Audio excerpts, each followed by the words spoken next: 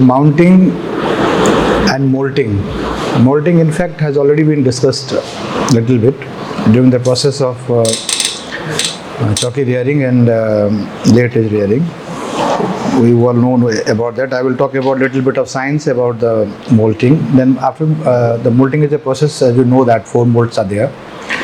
Then the mounting happens when the silkworm is ripe and mature enough to spin the cocoon. So we will be talking about these aspects. So molting in silkworm is a physiological process with periodical resting, shedding off of cuticle covering after completion of each feeding instar. As a typical character of Lepidopteran, as you all know. Usually silkworm sheds a skin 4 times during the larval period, and this is the process of molting. Now the literature available and mostly the initials, the work has been done in Japan on the molting. It is a combination of the antagonistic action of two hormones, how it takes place. One is in the process of protein synthesis, it prolongs the course of development, and others at the right end restrict it. So this is the antagonistic action by the juvenile hormone and one secreted from the thoracic glands. So these are the 2 basic hormonal interactions which result to this molting phase. More the details has also been given by me in my this manual also. You may read it, and you may read also in other books and the reference books also.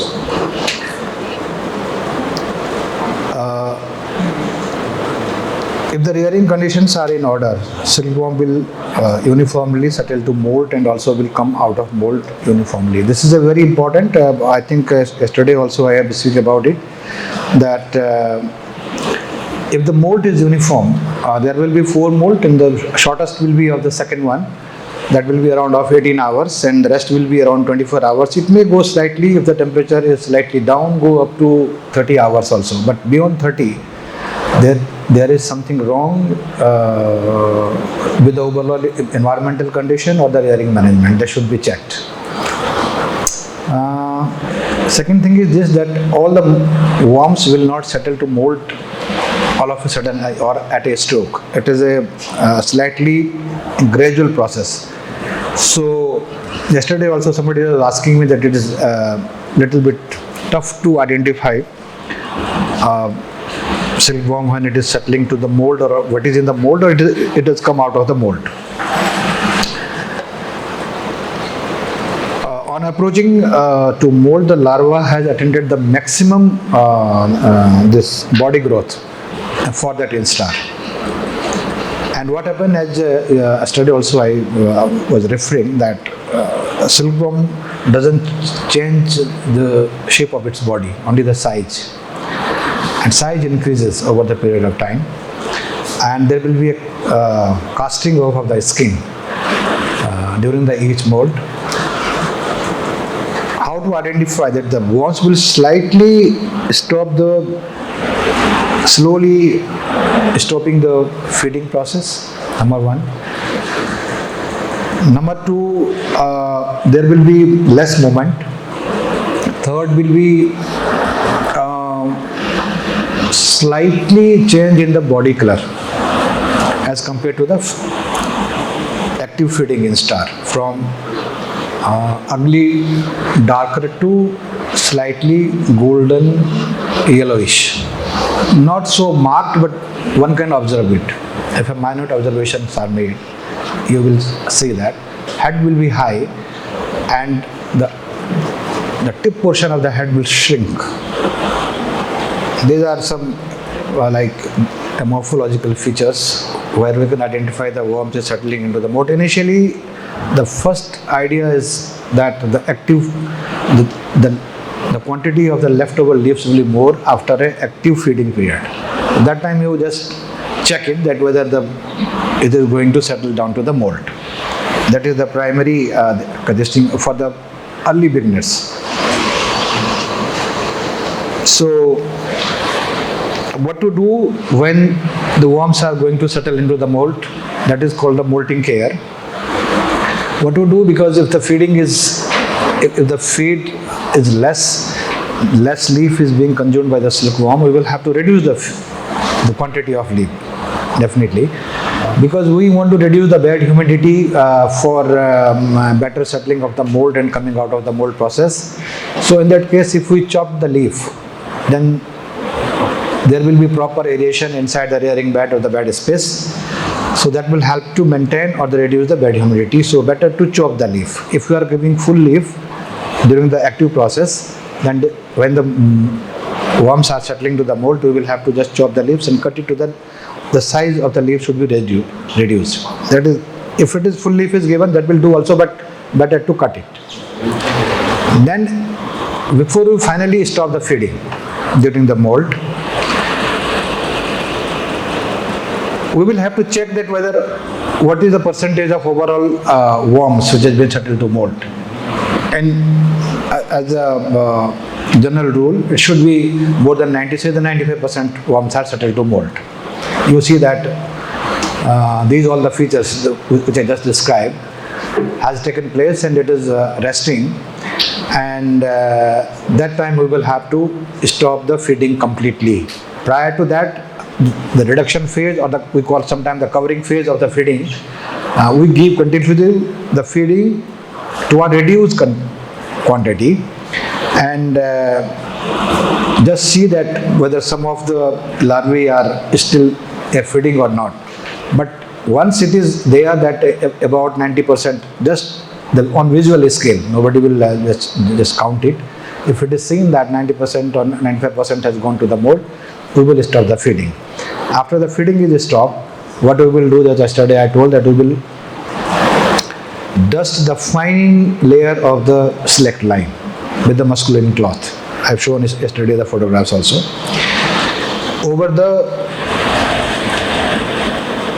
molting worms, that layer will remain there for the next 24 hours or the 26 hours of the entire molting duration. What should be the quantity? Around 4 gram per square feet. That can be calculated based on the rearing bed area. Means the tray, we know it is a 6 square feet. That how many trays are there, then you can just estimate the quantity of lime. Molting duration I already told that it is 18 to 24 hours under the standard rearing condition. Means everything is under control, then it will go like this. There should not be any increase in relative humidity or the room temperature during the molting. Rearing bed should be as dry as possible. How can we do it? Because one thing, the lime will do this work for us, because it will reduce the bed humidity. Furthermore, what we can do, we can open the windows and the doors when it is settling to mold. Check that during the active rearing phase, if the humidity is around 75 or 80%, it should be brought down below 70% during the molting period.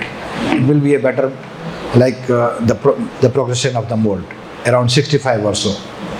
60 will do also, but not less than that. What will happen that after molting, new star larvae will come out after casting off their old skin, and again the same thing we will have to read that now the larvae will be slightly active, they will be in search of leaf. Number 2, the skin will not be that shiny as we used to observe, and you can find out the small traces of the skin left in final stage or the 4th one. It is quite visible, but in initial also you will find the leftover or the cast off skin on the rearing bed. And there will be change in the head also. It will be slightly bigger now at the tip also, the head. And what we do, as discussed yesterday, before feeding the worms, what we will do here, we will spread the net over the rearing bed on the tray itself, because nets comes according to the size of tray itself. You order 4th star, 5th star, first and second you call the brushing nets, or the 2nd star nets, or 3rd star. It is already there in the market. So we will spread the net over the tray, and now what we will do, now before that we will dust the bed disinfectant. Yesterday what I named, one we are using it, the Vijeta is there, one Ankush is there, and if it is not there, then we can have again a fine dust of the lime powder, select lime, but better to have this. So, and the quantity is same as for the lime and this thing, because it is entirely mentioned that what should be the quantity for 100 DFLs in my writer manual. Please go through it once it is published or e-published, whatever it is. There it is given in detail. Then we will have again the dust the worms with the bed disinfectant. That will be the first dusting after the first mold, then second mold, fourth one, then fourth mold, and the fifth day of the fourth day of the final star. Beyond, after that we will not dust with this recommended bed disinfectant. Lime will do. Lime will continuously before the feeding and after the bed cleaning. So this is the molting care. These are the major care which actually means. Number one, check that whether the worms are being settled into the mold. We will have to check it with the reduced feed by the silkworm. Then overall the change in the body color, change in the head, the restrictions of the movement. Then after it is settled, then the dusting of the lime over the molted worms. Then keep it on watch for around 24 hours or so according to the start of the feeding. Sometime it may happen that after 24 hours are over, or you wait for another 2-3 hours, and you will find that 50% of the worms are out of the mold and 51% of the worms are not. That is a very tricky situation, which is a result due to the poor rearing management, because either the larvae were crowded in the tray, so those who are below the heap could not properly feed. There may be a number of contributing factors. That time what we will have to do, because we should not go beyond 30 hours or so waiting, otherwise the larvae which is come out of the mold will go to the starvation. In that case we will have to segregate now. That is makes the things a bit tough, but we will have to put the net again, then put the net and feed the clay on the net. Whatever larvae will be more, like out of mold, they will just crawl up from the bed and will come to the net, and after 2 hours or so we will have to remove that net. We will have to remove the net and put in a separate rearing tray and start with the normal procedure for the ongoing rearing part. And those which are left there, and you will see that they are still in the mold, they will have to keep like that only till they are out. Say after 6 hours, 7 hours or 8 hours, you will have to wait for that. If such type of 3, 4 or 5 trays are left, then you can mix it to reduce the labor input and to put out the tray and the manage the tray. But this should not happen. But this sometimes it happens. So this is the management during the molting. If it go otherwise, segregation of the worms which are out of mold and those who are still there. But it will have to check that something is wrong. Something is wrong there. All of them together. Yeah, if they are under the similar condition, means they are settled. Once they are out, not before they are out, because during the molting the worm should not be disturbed. But once they are out of the mold, then say 25% is left in one tray, 25% in the another one, you can mix it up later on by putting the net and then make them 1 or 2 tray only. Because they will be of same age, they will be requiring of the same environmental condition hereafter.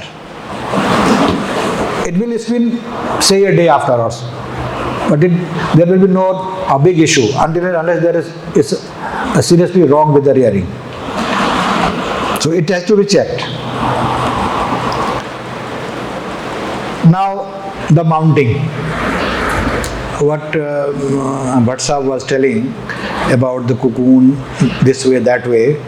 The act of providing suitable support or space to mature larva so that it properly can spin cocoon is called mounting. This is the definition.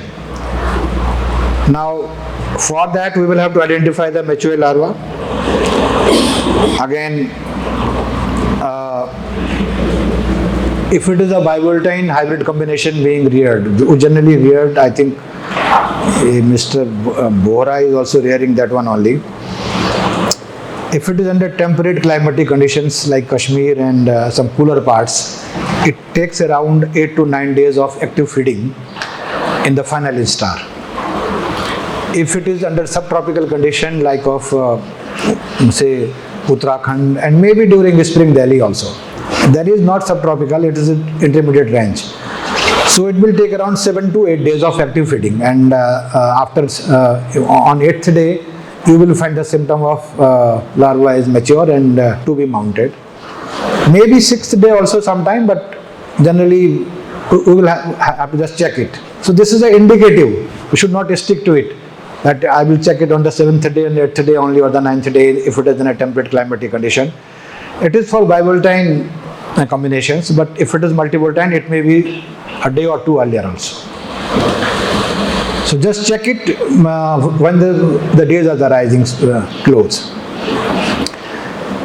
At this stage, worms start secreting silk threads or spinning. As such, larva is called the mature larva. We will just see that the mature larva reduce the feeding. It again reduce the feeding. Number one, it shrink in the slight bit shrinkage in the size. What is the active larva on feeding and the larva which has matured? There will be slightly shrinkage. Shrinkage not, but in the length you will just observe it. And body will be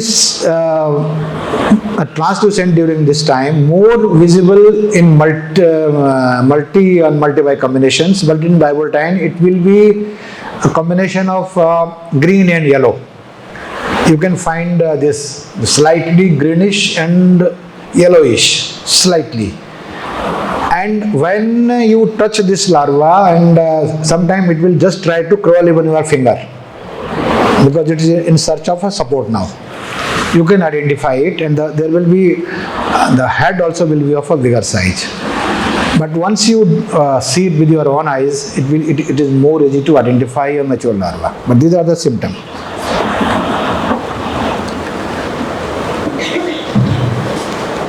And in the tray, you will see that they are not going towards the leaves where it is there. They will just go away from the leaves towards the border of the tray. You will find 1, 2, 3 crawling and just searching the support. That time they are very, you can say, more active to move away.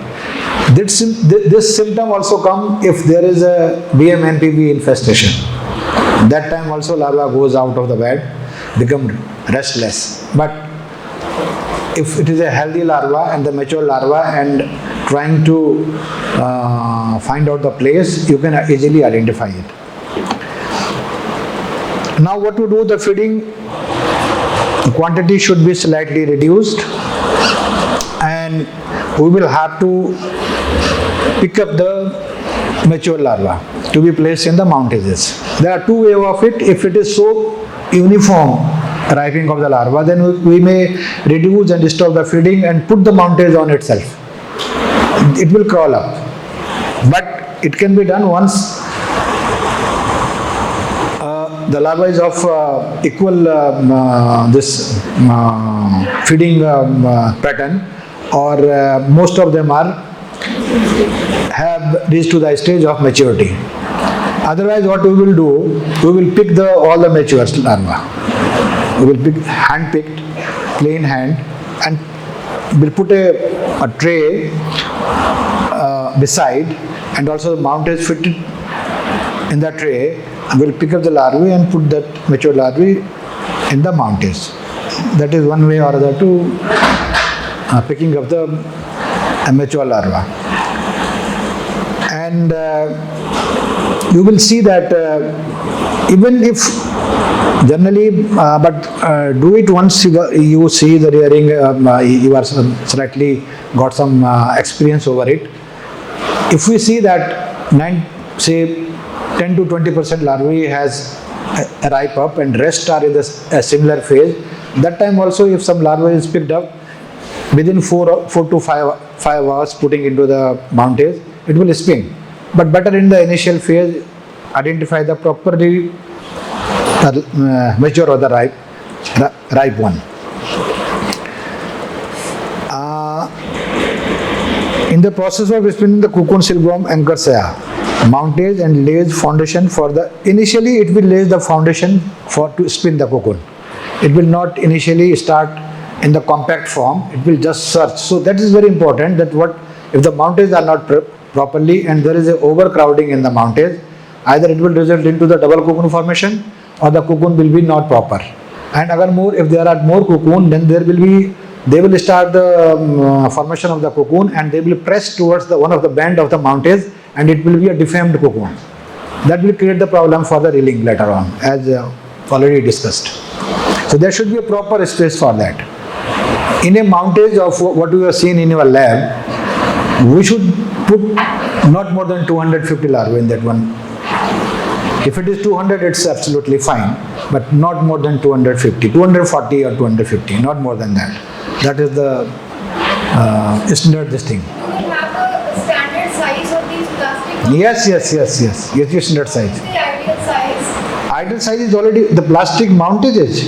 It is fit inside this, it is of the same size of the tray. Yes, same size of the tray. Yes. It comes exactly cut into this size where it fits to the rearing tray. So we put that mountage inside the tray and Yeah, keep the tray on the tray and keep it nearby and pick up the mature larvae and put it there. Spread it like that. They will not be remain at one place only, they will move here and there. But if it is evenly distributed, they will find their place. It should not be overcrowded, as I told you, it should be between 200 to maximum 250 in one mountage or this plastic collapsible mountage. one tray we can mix up each many larvae. Each many for cocoon. Yes, one only. In one tray, one mountage. In one mountage. Yeah. It is a folding pattern, there will be 11 fold there. Right. It is in the form of a wave Yes. and made up of collapsible plastic. Proper care should be taken. Once it is harvested, then it should be put into the same shape again so that you can reuse it. Yeah, silkworm initially form a primary web, that is called the floss. After that, the compact cocooning will be formed by the spin by the cocoon, that is the compact shell, which is scientifically or commonly called the cocoon. Actually, it's very interesting to know that it is a protective cover which the silkworm used to spin around to protect itself from the environmental hazards or so many other things. Then once it starts spinning, it continuously do so. Even if sometime minor disturbance is there, it will continue again till it detached from the spinning process. Silk totally it goes out. At the mouth there is a what do you call it, organ or the place they call the spinnet. It is there where this the blending of the sericin and fibrin takes place. What the filament is coming out of the mouth is the blend of that. It is not separate. Being discussed also. It is so natural that this process, that this fiber content is insulated by the sericin. It is around 20 to 25%, depending upon the race character of the silkworm, and it comes out. So because it is very fine, hardly visible to see to be naked eyes, so we will have to combine it to make as per the required thickness, as already discussed. So 7 cocoon, 4 cocoon, 8 cocoon, 9 cocoon. I need to, if want to make more thread, up to 100 cocoon or so. Depends on the requirement of the industry. So like this the cocoon is formed.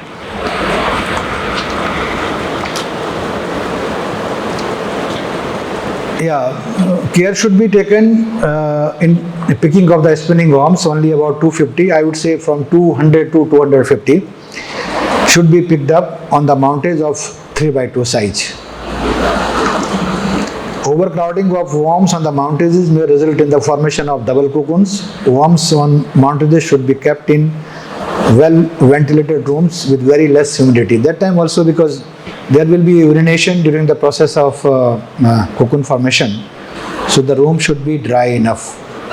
More it is dry, more better will be the reliability of the cocoon. If it is the cocoon is formed under high humid condition, and it will be not that much easy to rail, even if it is the same race or the hybrid combination. Desired temperature during the spinning is 23 to 24 degrees centigrade and humidity from 60 to 70.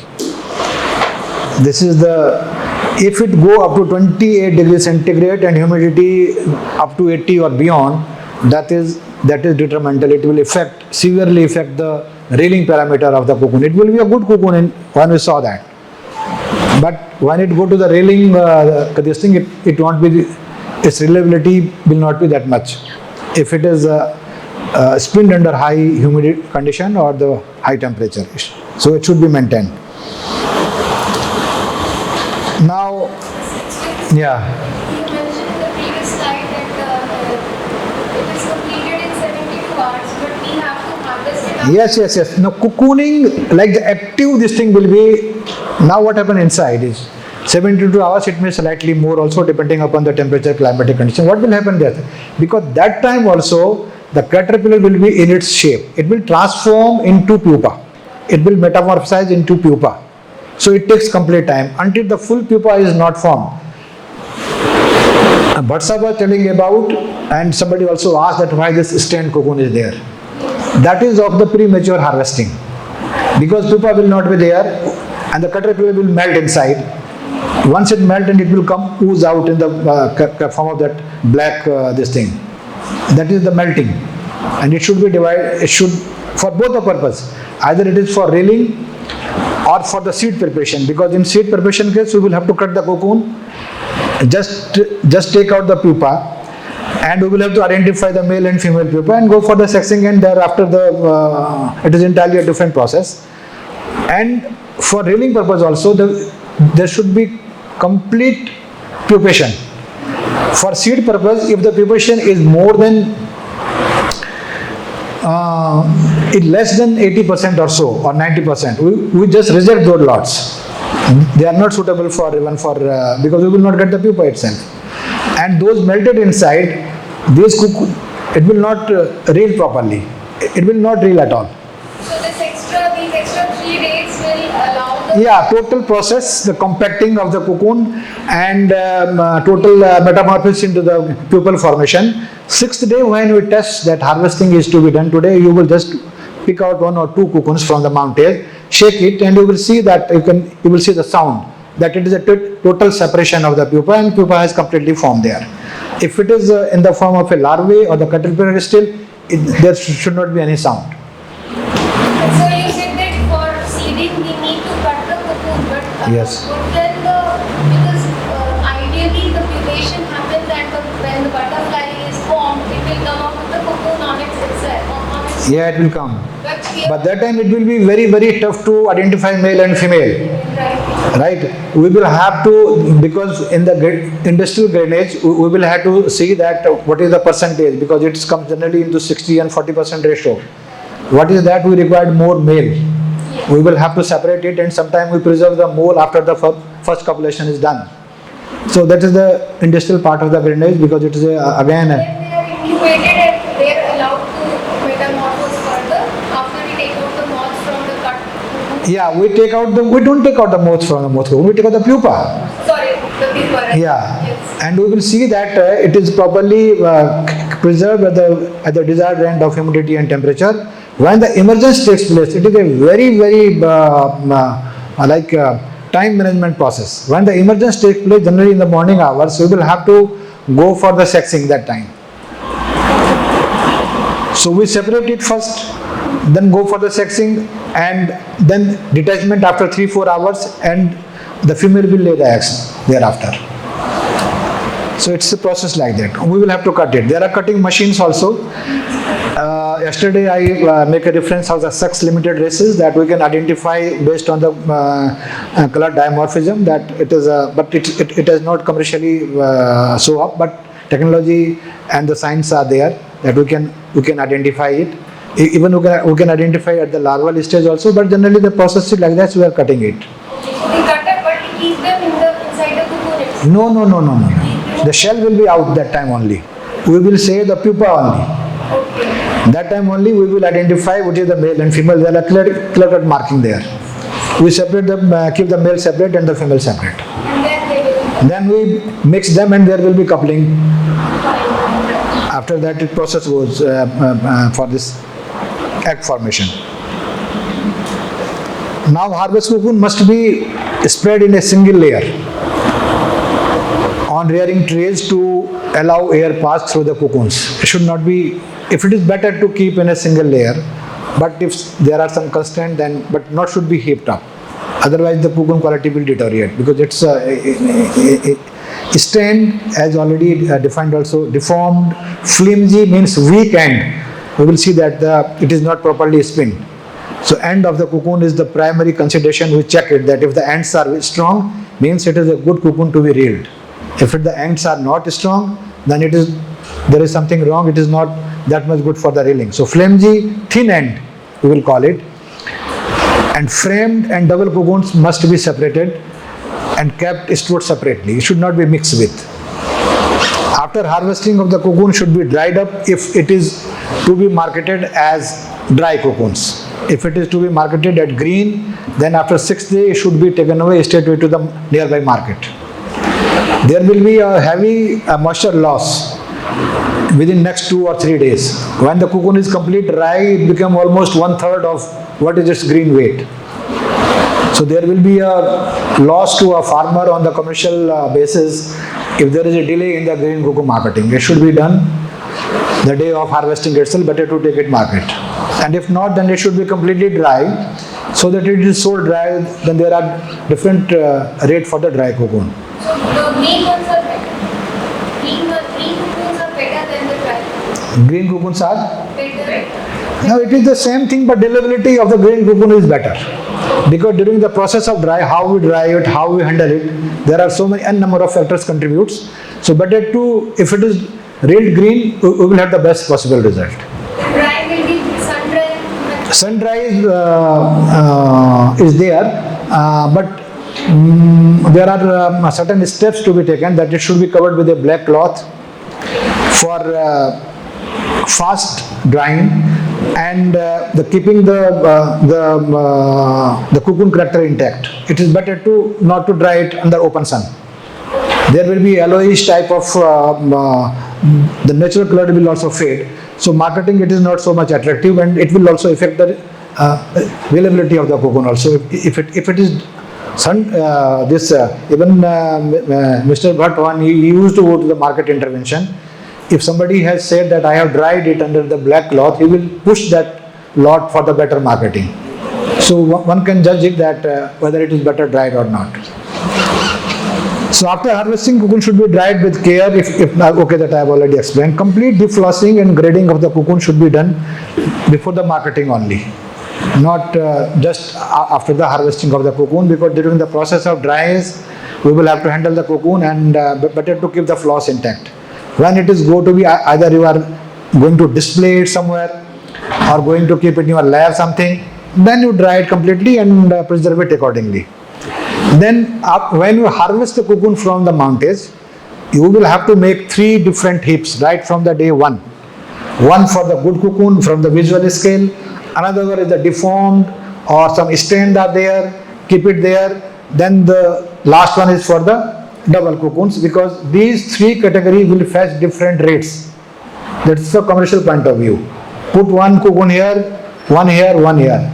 It is not more than 10 to 15%, but if it is mixed together, the entire good cocoon lot of around say 25 to 20% will also got affected in terms of its market value. So this must be checked. Now this is a cocoon in the morning where there is some interesting discussion going on. This is the basically primary breeding characters which we see in India. One is the oval shaped and another is the constricted cocoon. The constricted character is, we call it the Japanese base of cocoon, and this oval shape is Chinese. So, and these are the two types of worm. Generally, we see the marked or the plain worms. The hybrid combination or whatever seed you see, these are the combination of these two types of basic breeding materials. This is of hybrid made, and the lines of Dune 6 and Dune 22 made up at our station at Dehradun. So these are the different hybrid combinations. But primarily you will see these two characters of a cocoon. If any cocoon is of a constricted stage, having proper tip, it is a good cocoon. Or another one can be oval shape or slightly say rounded, having proper tips, say it is a good cocoon for reeling, you can identify it. Beyond this, if anything frame, this thing stand, as already shown to you, that is to be kept separated and to be identified, at least because you will not do it at the commercial level, but you should you will be having the knowledge about it. This is the mounting finally. That mounting means how it is put in the mountage. So what I have explained, this is the picking from a tray and putting into the mountage. You can see the right one. Then this is the formation of cocoon in a collapsible mountage. You can see it is evenly placed. There is no, I think, double cocoon or something like that. If it is, the worms are good, rearing is good, overall management is good and properly distributed, evenly picked up and placed in a mountage, you will find the same shape of cocoon. Then you can see at the farmer's level or the commercial level. On a stand itself, there are so many other techniques which we are not going to in detail for that, but there are n number of techniques that how you can improve it in a limited space, what to do, if it is the situation is like this, what to do. So these are the methods altogether. These are the different types of mountages being used in India. Initially you can say it is a local mounting material for season specific. This is the most primitive stage, because if you don't have anything, then we will have to use this grass. The farmers and even R&D Institute had identified certain material for that which grass to be used during which season, if it is so. Otherwise it should not be used, but if it is to be used, how it is to be dried up and to what extent, and how it can be used during the mounting process. Second one is the Chandrika, mostly dominant in the West Bengal and the Eastern India. This is made up of bamboo. The picking is there, and there is a spiral binding bamboo made. Then the third one is the collapsible mountage, widely used in India, across country. Last one is this is the rotary mountages. There is a single box for each cocoon. The best quality of cocoon is formed in the rotatory mountage. It is costly, but for this we require a separate mounting hall. You will have to hang it and put it there. So these are the different things, and I think you are using this collapsible mountages. It is commonly this thing also, but these are the mountages available. So sir, is there any difference between this collapsible mountains and these Chandrika mountains? Which of them are good? One is made up of plastic and the rotary is made up of bamboo mostly. Yeah. So plastic and bamboo. No, actually, advantage and disadvantage, whether what type of cocoon is being formed. In mountage also cocoon will form. Only thing is the life of the mountage, bamboo mountage, number one, it cannot be folded. We require bigger space for that. Its preservation is very tough, because if you make a heap, because I work under this condition where it was being used, you will have to every time repair it, because sometimes it bend one round or so. Yeah, maintenance is high, require more space, and you cannot place it because it is bigger of size of a rearing tray. So we cannot put it for the self-mounting. Self-mounting cannot be done during this bamboo. Chandrika we call it. It is called Chandrika. Whereas the collapsible mountain is easy to carry, easy to place, easy for self-mounting. Yeah, so many other things. Same thing is with this rotary mounting also. It is required some specific mounting hall and all, and only one worm will find a place. Good cocoon will be formed. But again, little bit of expensive, and some farmers find it little bit inconvenient also. But it is the best mountage, we would say, yeah. So anything beyond this can be asked, and I think I will be concluding now.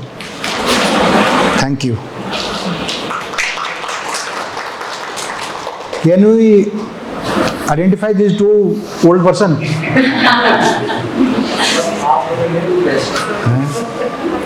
This is both of us because we are slightly made to work. This is the peak COVID period. What happened actually, I started experiment in Jammu that we should have a crop in between spring and autumn to increase the yield. No, more crops, naturally more cocoons.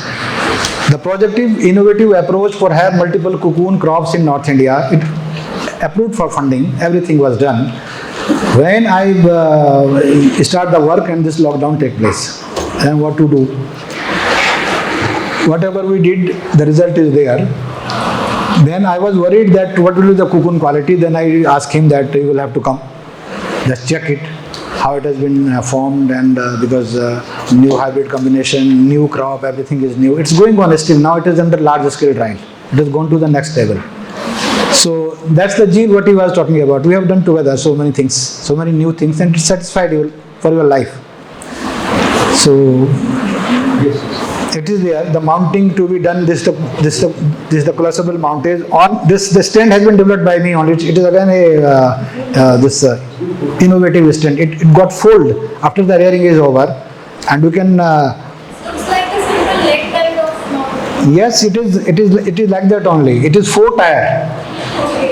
He was also saying that there may be some problem. I want to show him that there won't be any problem in terms of the cocoon last. He immediately what he did, he is not a person who will generally agree. He took cocoon from the mountains and take it to his lab. He checked it there. Then we see the reeling parameter of it. So that's it. It progress, and hopefully, here also I wish all good to you that you people have taken up a new work. So it will be a good contribution in Delhi University, and at least at any place. Because I was talking, my daughter has done geology from your college only. You might have heard of Anushka Singh.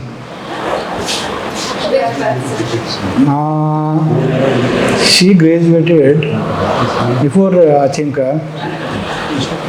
because I think 2021 or something like that. I don't remember the date. Yeah, she was initially in hostel, but the hostel was closed due to COVID situation.